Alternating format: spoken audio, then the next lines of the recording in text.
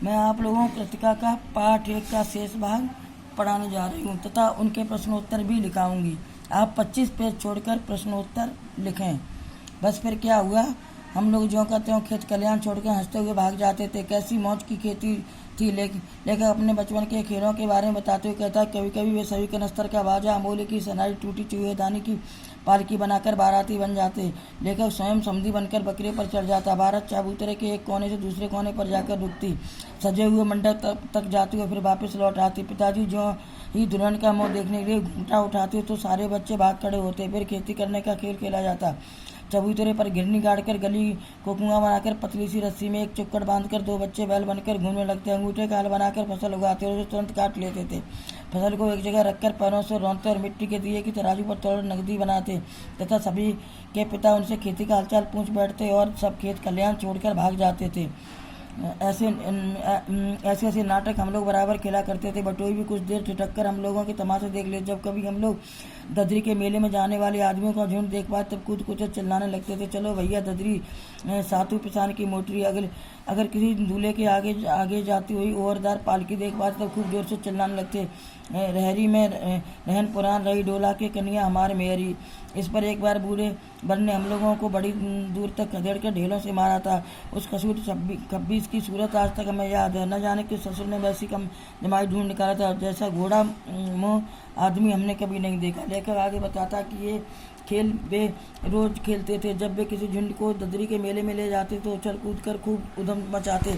जब किसी बारात की पालकी देखते चिल्लाने लगते, पालकी में हमारी मेहरी है। इस बात पर एक बूढ़े बड़े ने उनको फटकारा भी था। उसकी सूरत लेखक को आज तक याद है। लेखक कहता है कि उसे आश्चर्य हुआ था, पता नहीं किस व्यक्ति ने उसे अपना जमाई बनाया, क्योंकि बदसूरत था। उसका मुँह घोड़े जैसा था। आम की फसल भी कभी कभी खूब आंधी आती थी। आंधी कुछ दूर निकल जाने पर हम लोग बाग की ओर दौड़ पड़ते थे। वहाँ चुन चुन कर गुले गुले गोपी आम चबाते थे। एक दिन की बात है, आंधी आई और पट पड़ गई। आकाश काले बादलों से ढक गया। मेघ गरजने लगे, बिजली कौंधने और ठंडी हवा सनसनाने लगी।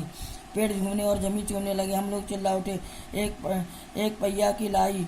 बाजार में चिथराई बरखा उधरे चिल्लाई, लेकिन बरखा न रुकी और भी मूसलाधार पानी होने लगा। हम लोग पेड़ों की जड़ में से धड़ से सटक गए और कुत्ते के कान में अटक चिपक जाती है, मगर बरखा जमी नहीं, थम गई। बरखा बंद होते ही बाग में बहुत से बिच्छू नजर आए।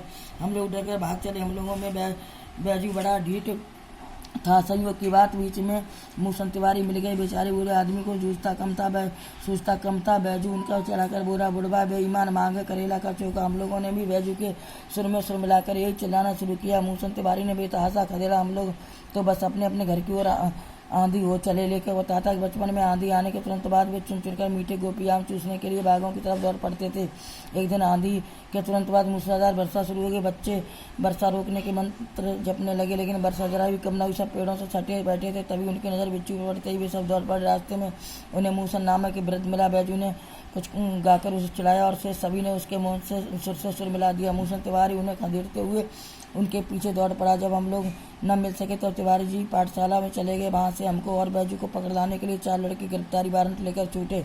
इधर ज्यों ही हम लोग घर पहुँचे त्यों ही गुरुजी के सिपाही हम लोगों पर टूट पड़े। बैजू तो 9-11 हो गया, हम पकड़े गए। फिर तो गुरुजी ने हमारी खूब खबर ली। बाबूजी ने यह हाल सुना, वह दौड़े हुए पाठशाला में आए। गोद में उठाकर हमें पुचकारने और फुसलाने लगे, पर हम दुलाने से चुप होने वाले लड़के नहीं थे। रोते रोते उन्होंने कंधा आंसुओं से तर कर दिया। वह गुरुजी की चिरौरी करके हम घर ले चले। रास्ते में फिर हमारे साथी लड़कों का झुंड मिला। वे जोर से नाचते और गाते थे, माई पकाई गगर गरर गरर पुआ, हम खाए पुआ न खेलब जुआ।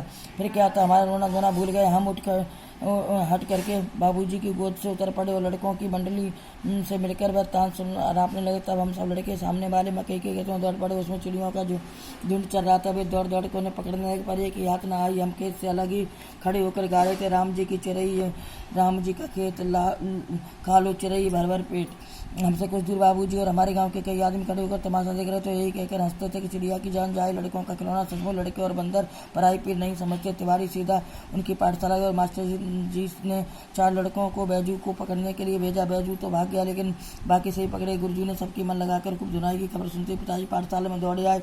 खूब लाड प्यार करने पर भी गोद में मैं नहीं बैठा, उनका कंधा गीला कर रहा था। पिताजी ने गुरजू से झगड़ा किया और हमें साथ लेके घर चल पड़े। रास्ते में बच्चों का नाश्ता गाता झुंड देखकर हमसे रहा न गया और गोद से उतरे उनके साथ चल पड़े। फिर सब मकई की खेत की ओर दौड़ पड़े। सब चिड़ियों को पकड़ने के भाग रहे थे। हम चिड़ियों को खेत खाने को उकसा रहे थे। दूर खड़े व्यक्ति पिताजी से बोले कि बच्चे और बंदर पराई पीर नहीं समझते और हंसने लगे। एक टीले पर जाकर हम लोग चूहों के बिल में पानी नीचे से ऊपर पानी फेंकना था। सब थक गए। तब गणेश जी के चूहे की रक्षा के लिए शिव जी का सांप निकल आया। रोते चिल्लाते हम लोग बेतहाशा भाग चले। कोई औंधा गिरा, कोई अंटा चिट, किसी का सिर फूटा, किसी के दांत टूटे। सभी गिरते पड़ते भागे। हमारी सारी देह लहूलुहान हो गई। पैरों के तलबे कांटों से छलनी हो गई। हम एक सुर से दौड़े हुए आए, घर में घुस गए। उस समय बाबूजी बैठक के वो सारे में बैठकर हुक्का गुड़गुड़ा रहे थे। उन्होंने हमें बहुत पुकारा, पर उनकी अनसुनी करके हम दौड़ती मैया के पास ही चले गए। जाकर उसी गोद में सड़ली मैया चावल अमानियाँ कर रही थी। उसी के आंचल में छिप गए। हमें डर से कांपते देखकर वह जोर से रो पड़ी। सब काम छोड़ बैठी। अधीर होकर हमारे भय का कारण पूछने लगी। कभी हमें अंग भरकर दबाती और कभी हमारे अंगों को अपने आंचल से पहुंचकर हमें चूम लेती। बड़े संकट में पड़ गई। झटपट हल्दी पीसकर हमारे गांव पर थोपी गई। घर में कोहराम मच गया। हम केवल धीमे सुर से माँ सांस कहते हुए मैया के आंचल में लुक जाते थे। सारा शरीर सरतर कांप रहा था। रोंगटे खड़े हो गए थे। हम आंखें खोलना चाहते पर वे खुलती न थी। हमारे कांपते हुए होठों को मैया ने बार बार निहार कर रोती और बड़े लाड से हमें गले लगा लेती थी। इस समय बाबूजी दौड़े आए। आकर झट हमें मैया की गोद से अपनी गोद में लेने लगे, पर हमने मैया के आंचल के प्रेम और शांत के चंदोबे की छाया न छोड़ी। लेखक अपने बचपन की एक और घटना का जिक्र करते हुए कहता है कि एक टीले पर जाकर हम सब चूहों के बिलों में पानी डाल रहे। तभी गणेश जी की सवारी चूहों की रक्षा के लिए शिव जी का सांप निकल आया। उसे देखते ही सब बुरी तरह दौड़ पड़े।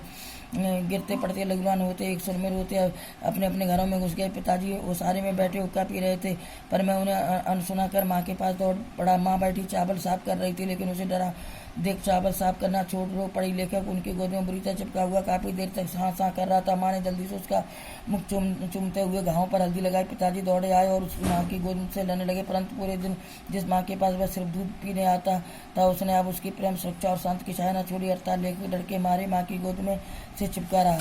प्रश्न शब्दार्थ स्वयं लिखें। प्रश्न उत्तर।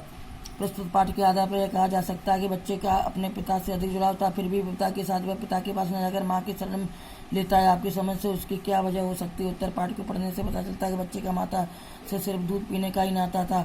उसे उसके पिता ही नहलाता, पूजा में साथ बिठाता, खाना खिलाता और साथ खेलता था। रात को वह सोता भी अपने पिता के साथ था, परंतु एक दिन सांप से डर के वह पिता के पास नहीं बल्कि माँ की गोद में समा जाता। वास्तविकता वह बच्चा माँ के बिना अधूरा होता है। बच्चा जो सुरक्षा अपनी माँ की माता भरी गोद में महसूस करता है, वह सुरक्षा और कहीं महसूस नहीं करेगी। अर्थात पिता के समय अपनी माँ की गोद में शरण लेता है। अगला क्वेश्चन। आपके विचार से भोलानाथ अपने साथी में देखकर सुसेना क्यों भूल जाता है? घर में माँ बच्चों के साथ छटपटाने पर भी उसके सिर में चुल्लू भर कड़वा तेल डालकर उसकी मालिश करके चोटी गूंद देती। वह सिर के तेल को से सराबोर करके ही छोड़ती थी। फिर माथे पर नजर का काला टीका लगाकर और फूलदार लट्टू बांधकर जबरन कुर्ता टोपी पहना दी। इस प्रकार माँ के हट से तंग आकर बच्चा प्रायः सुसरने लगता था। अगला क्वेश्चन।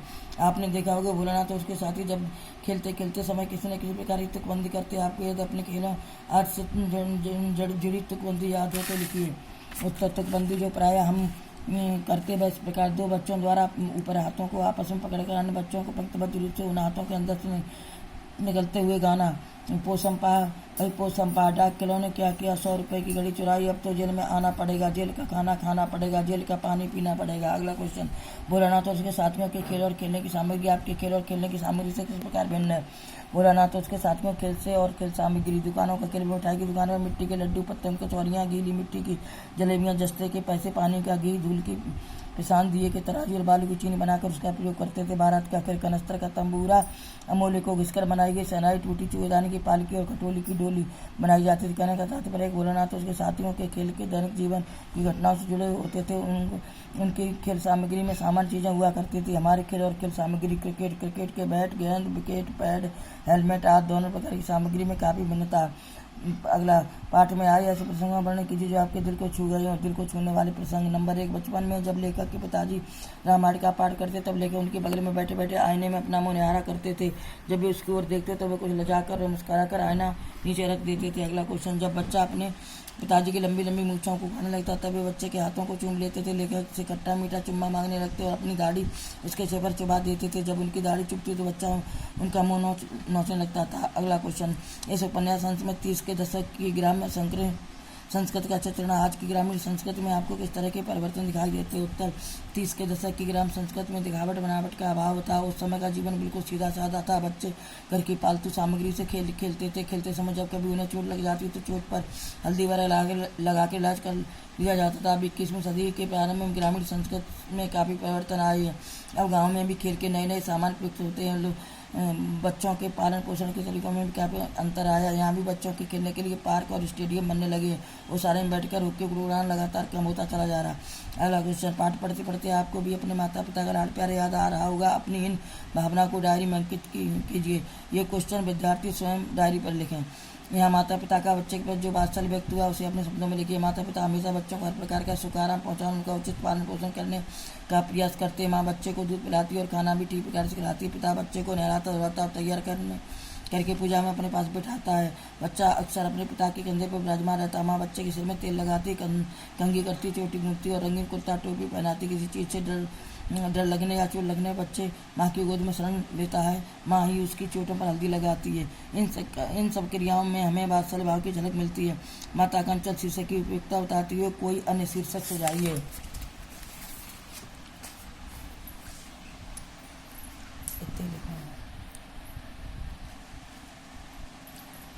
उत्तर, माता का अंचल शीर्षक एकदम उपयुक्त है क्योंकि बच्चे माँ के आंचल में छुपकर ही स्वयं को सुरक्षित महसूस करते हैं। इस पाठ का बच्चा भी गहलावस्था में माँ के आंचल में दुबक कर राहत महसूस करता है। यह शीर्षक पाठ की भावना को व्यक्त करने में पूर्णतः समर्थ है। अन्य शीर्षक हो सकता है मेरा बचपन। बच्चों प्रश्न उत्तर लिखें।